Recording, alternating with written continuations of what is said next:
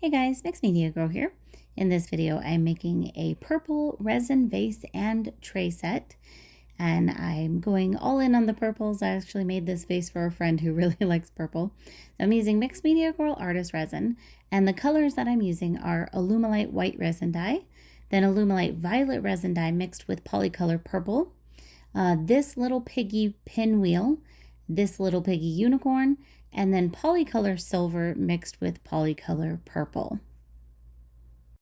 Now I've got my vase upside down on a 16-ounce plastic cup, and unfortunately, as you can kind of see, it did fall over a couple of times. That is very unusual.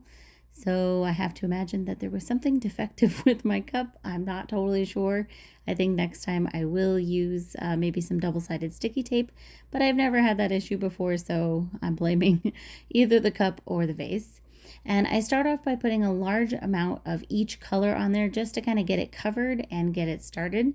And then I go a little bit more deliberate with my designs with each color.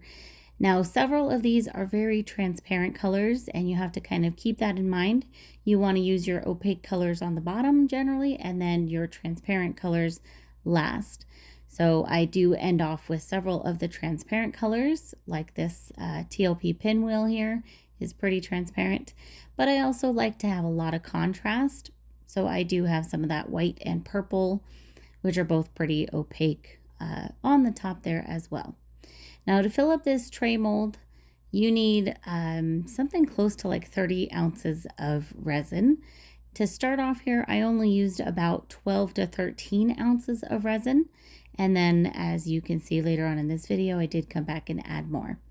So once I was happy with the vase, I moved it out and I let the resin seal up in this mold. And I did spritz it with some 91% isopropyl alcohol to get rid of the air bubbles.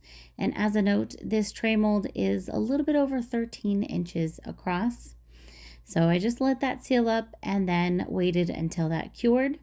And then came back and added some clear resin to fill in the rest of the mold. And in this layer of resin, I did put some polycolored diamond dust mica powder, which makes it very nice and sparkly. And you can see this moved around a lot. I kind of was expecting that, so I wasn't mad at it. You have to know that the resin's going to continue to move and change depending on the colorants you're using, of course. I let that layer cure, and then I put a final layer in, and in this layer I added the handles. So as a note, in each layer, make sure that it goes all the way to the edge, especially in something like this with an irregular edge. You want to fill it in completely. So I usually use a stick or something to push it out to the edge just to make sure.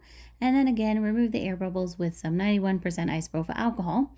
I then decided which way I wanted the tray to go and put in my handles.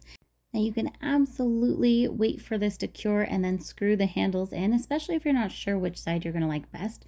But pro tip, especially in a mold like this that's a little transparent, you can actually lift it up and get a good idea of what the other side looks like.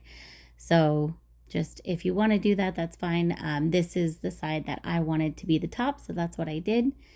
And then I let it cure, demolded it, and here's how the tray looks. So you can see the top is all sparkly, and the bottom actually came out really cool, but I still wanted this one to be the bottom.